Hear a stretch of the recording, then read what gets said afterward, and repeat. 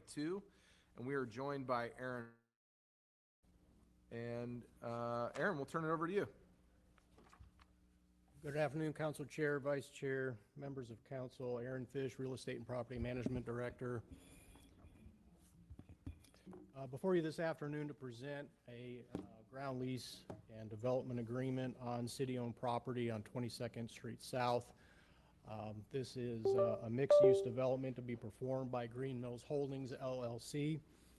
This is on city property that includes 3 contiguous parcels on 22nd Street South, Zone Corridor Commercial Traditional.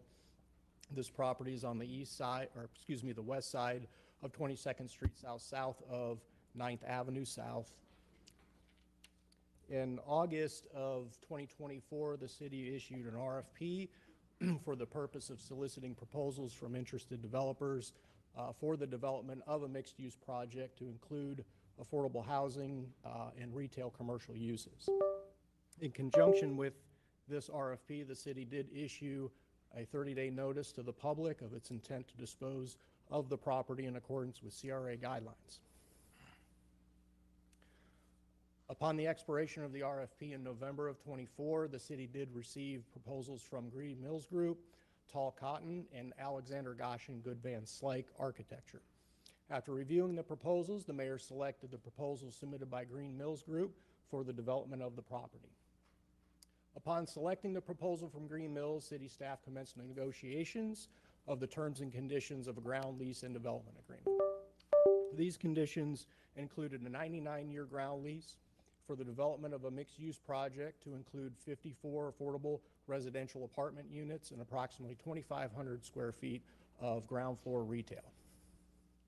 Green Mills shall pay annual rent in the amount of $100 plus applicable taxes, and with that, Green Mills shall owe the city a lease payment of $885,000 as evidenced by a promissory note.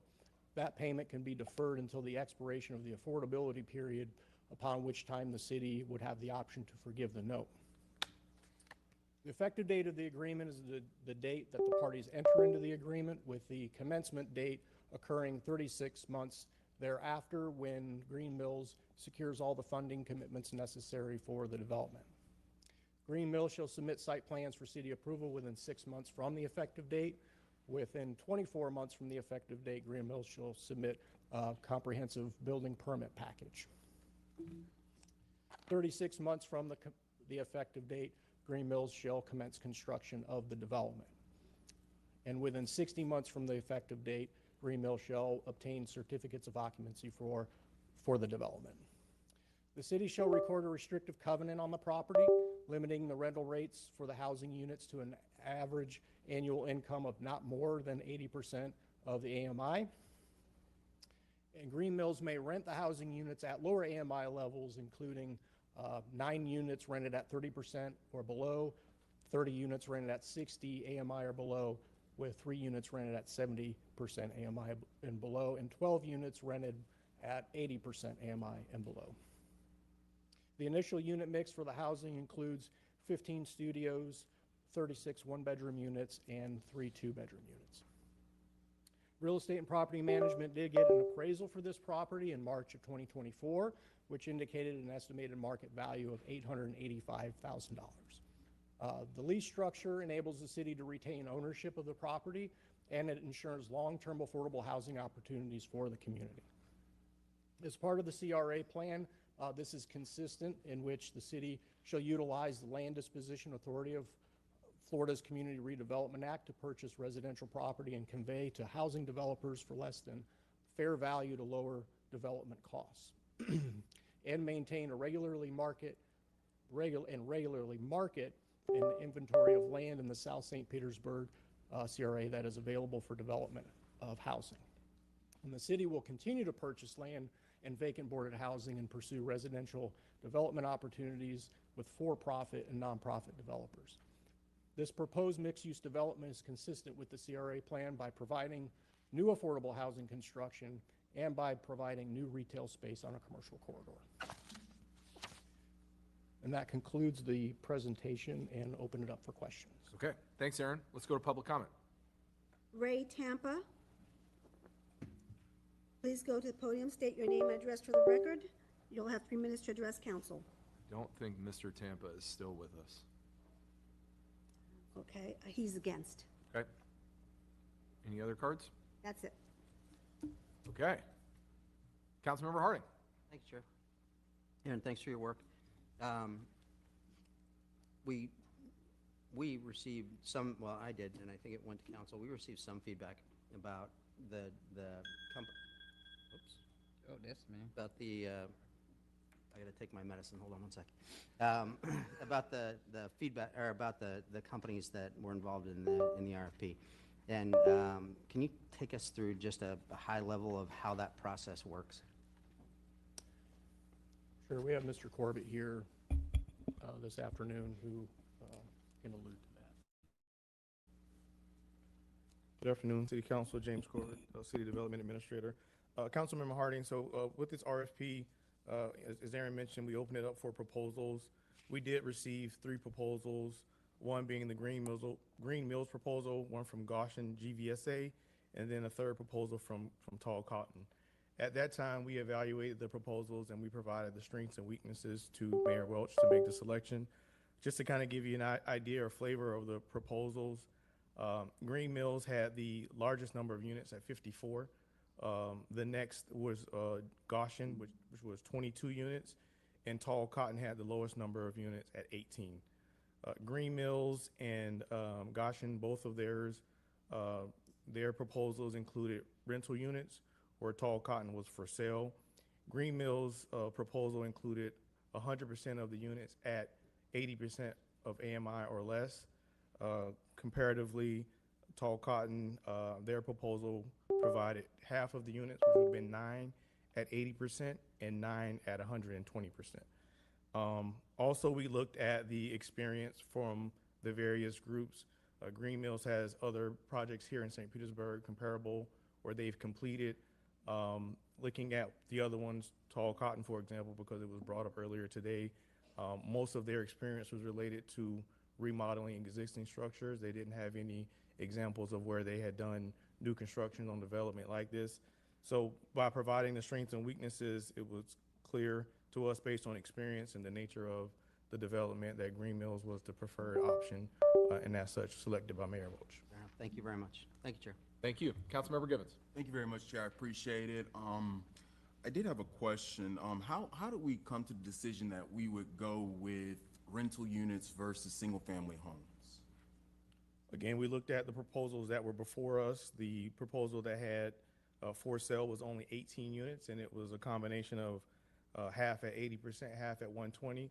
We also looked at what was already there. So if you look, this particular project is bookmarked to the north, or bookended by the north and the south by 2 projects that were already going to be for sale.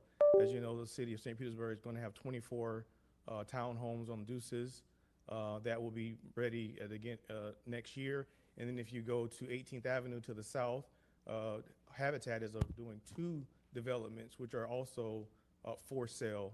So we felt like this would be a good mix to include some rental property with those other 2 developments already in the works that were for sale. Gotcha, I appreciate it.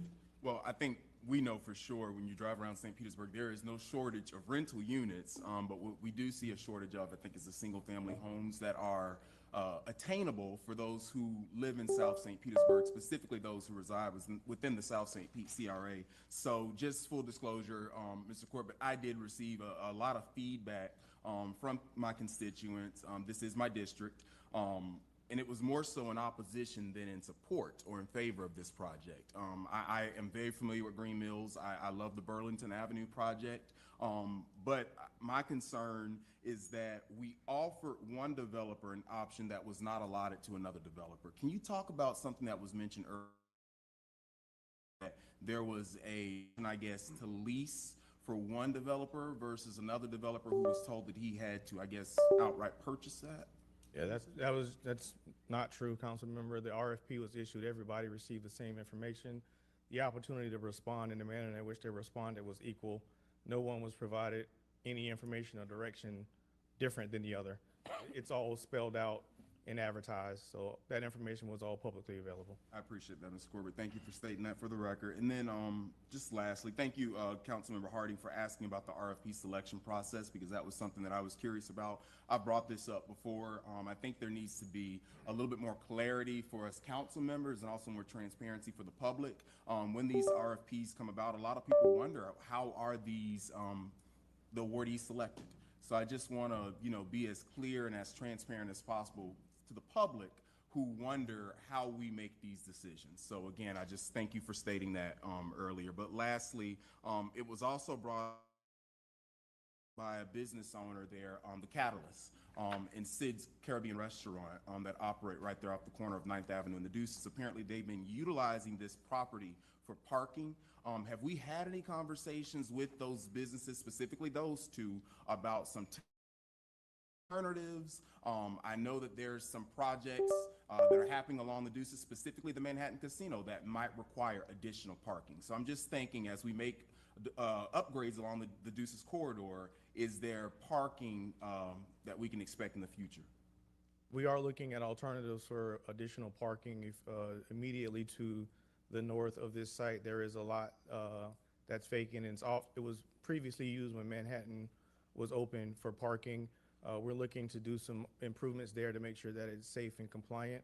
But as I'm sure council realizes, this particular lot is not intended or set aside for parking for that business or any. So if it were to be developed, it's not, it was never allocated for any other business for parking, but we are working to identify other areas for parking. Right, and just for clarity, I'm not looking for any special treatment for any specific business. I'm just thinking, again, with renovations that are happening at the Manhattan Casino, additional businesses that we want to bring to the Deuces corridor, and hopefully more patrons, we're anticipating there may be more traffic. And so with that, I'm just hoping that we'll be able to accommodate those people who are not traveling by foot or by bicycle, those vehicles that are coming to the area. So I just, again, it's not for any special accommodation, but it's just planning for the future for the traffic that might be coming to that area. So thank you for making that known. Thank you, Chair. Thank you. Councilmember Driscoll. Thank you, and thank you, Aaron, for the presentation. Just going along those same lines about the purchase versus rental, when I heard that earlier during open forum, I wasn't sure if it was referencing in the RFP if the land was specified for purchase versus lease, or if the development was to be designated for homes to be purchased versus rented. Yeah, neither designation was in the RFP, whether, the proposers or the respondents had the opportunity to make an offer to purchase or lease the land, and they had an opportunity to make the development for sale or for rent. It was not prescribed in the RFP. Okay, great. So you really just left it open and left it flexible for the best plans to be submitted. Yes, ma'am. Right, okay.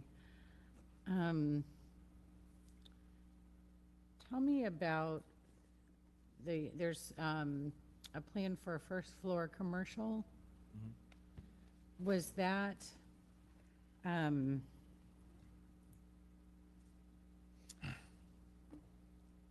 is there any detail on that? I know this is early in the process. Like, this is like the step one for approvals, which is the CRA compatibility. That includes not just housing, but also economic opportunity. Is there anything that you can share with us about what is planned for that? And will that too be offered at below market rates? So we have Manny here from Green Mills. I'm going to defer to him. In the agreement, it doesn't specify that. It basically just says there would be 2,500 square feet of retail. But Manny, if you want to add some context to the retail. Hello, Manny Diaz from Green Mills Group. Yes, so it's going to be up to 2,500 square feet, possibly 2 to 3 retail bays. We have identified Greenhouse Group as someone we want to work with to be able to fill these spaces at an affordable rent. to minority-owned business people. And, through the research I've done, Greenhouse seems to be a great candidate to help fill that need for us. So we'll be working a little closely with them.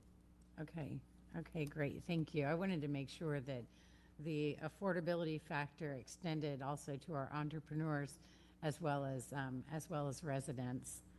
Okay, great. And then I'm glad that the parking issue was brought up, because this is an area, especially with the park that we have there now on the corner. There is more and more activation in this area all the time, which is what we want. But like with any neighborhood that sees more activity, you see more cars. And I'm hoping that we will be mindful of that as things move forward. I see this as being, as inspiring more development opportunities in the area. So we're going to have to create that balance and try to get ahead of it before it starts to actually stifle the activity because of the parking challenges. So I appreciate that that's being taken into consideration as a big picture item. All right, that's all I have for now. Thank you, Chair. Thank you. Councilmember Floyd. Thank you. I have a quick question. Do we expect a financial ask for gap financing later on down the road? We do not expect a financial ask for gap financing. Part of the way the deal is structured, which is why the $885,000 comes in at the end as a promissory note, is that would be, the city would look at that as the city's contribution to the development.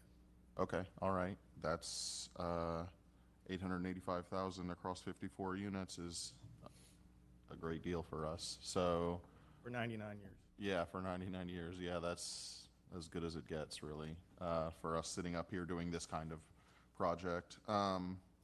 Okay, the only other thing I'll say is there's been a conversation around home ownership, and I think there's opportunities in the area. I understand the concern, but when you look at the area holistically, I think this makes sense. Thanks. Thank you. Councilmember Fix Sanders. Thank you. Again, thank you for all the questions of my colleagues, because they really did clear up some of the things going on. But I just wanted to go back and have some conversation in remembrance of a lot of times we were adamant that Deborah was over 120% AMI. And when were we going to get 80 and 60 and 30% AMI? And now we have an opportunity to do just that. My granddaughter lives right behind where this building is going. So I am a true proponent of subsidized housing. Everyone that lives in subsidized housing is not riddled with crime. And so it's in their backyard. When we look at rentals versus housing, everyone doesn't want to be homeowners. We're trying to house people immediately. The sooner, the better. So I do appreciate that we do have the bookends of home ownership options, but I'm more on the side of getting people in homes, rather they're rental. They need somewhere to go, and if we have as a city to provide the opportunity to do so, with 54 units, what was proposed earlier, I'm sure would have been a fantastic project as well, but if I'm looking at the numbers and the fastest turnaround to house our constituents, I am truly there, especially with some of the rebirth and regrowth of 22nd Street. That's generally how it happens. You have a place that sits stagnant, and people have the opportunity to do something with it until somebody else does something with it. Then all of a sudden it becomes a priority for someone else when that area sat there for a while. So with that being said, I don't know if we need a motion, but I'll move approval on this. But thank you, Chair, for the opportunity. Thank you. Councilmember Goward.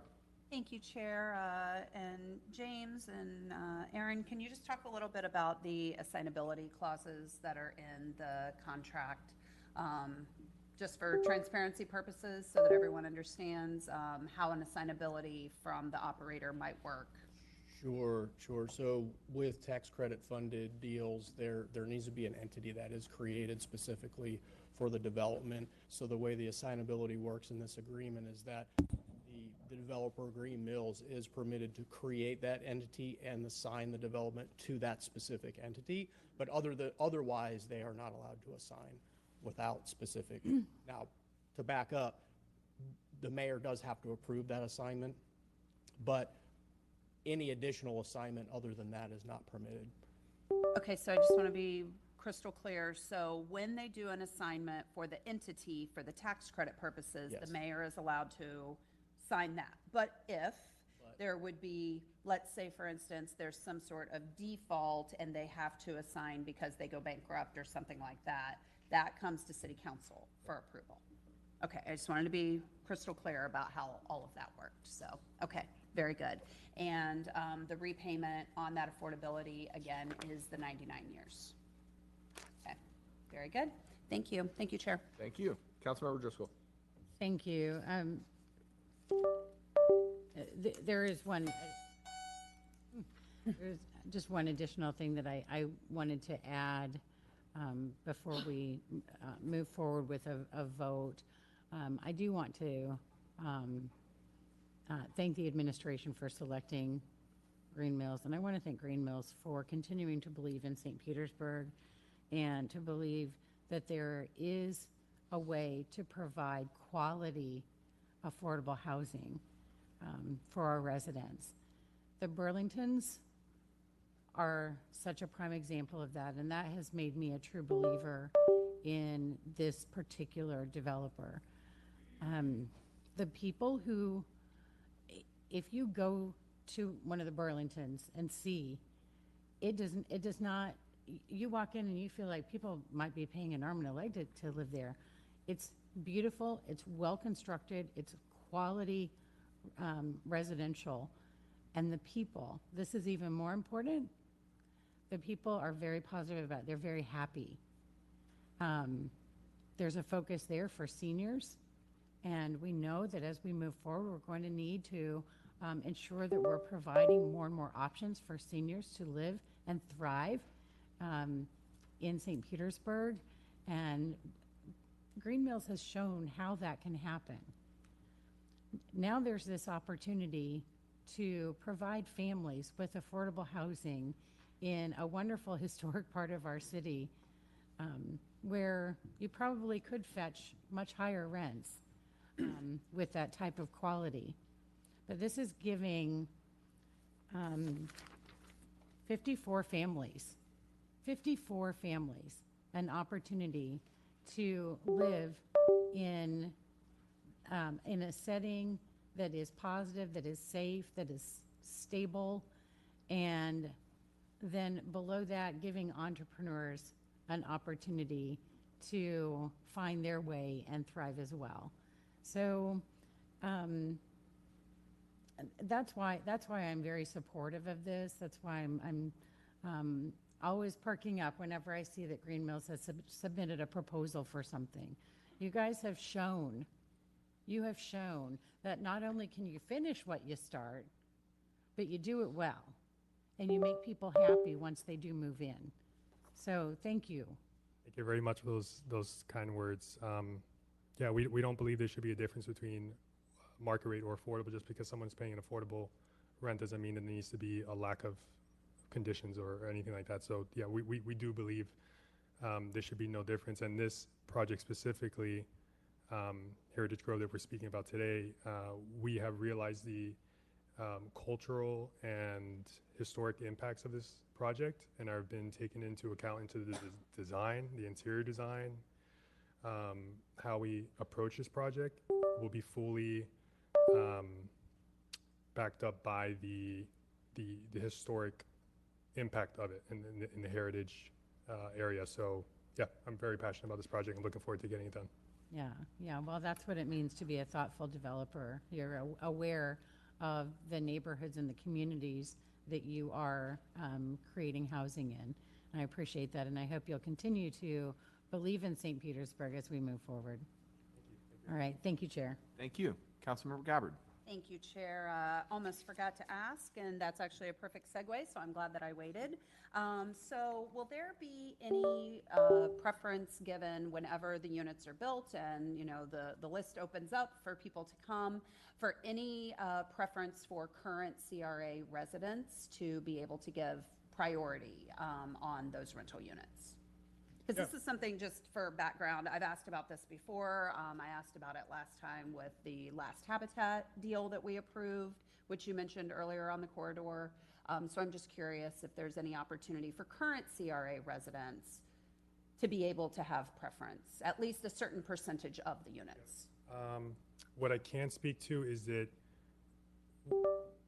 when marketing we typically do it 6 months before we CO the project. Yeah. All the marketing is done locally, and the objective is to fill the building with people who are from that area. Okay. That is the goal. That is always the goal. It's not until many months later, if we're not able to achieve that, which I highly doubt because of the need for affordable, Right. we start to make that circle wider and wider. Okay, very good. And I'm Like glad out that. for 54 units, I'm sure we're gonna rent that up very quickly with the locals. Right. Yeah, and I wanted to bring it up because I think it does align with a lot of our priorities and goals around housing to make sure that we're creating spaces where people who already live in these communities can continue to thrive and can continue to afford to live there. So it's always very important to me whenever we are giving an asset or we're giving funds that we try to directly link that to the residents we need to serve in that part of our community. So, okay. Very good. Well, I'll look to hear more as you get closer to completion, and hopefully we'll have all 54 that are residents that are already living in the CRA. Thank you. Very good. Thank you. Thank you, Chair. Thank you. Okay, we have a motion. Do we have a second? Second. We have a motion and a second on CRA 2. Seeing as no other council members wishing to speak, clerk, could you please open the machine for voting? Council members, please enter your votes. Seeing as all present council members have voted, clerk, please tally and announce the vote. Mr. Chair, the motion to approve agenda item CRA 2 passes unanimously. Okay, thank you. We're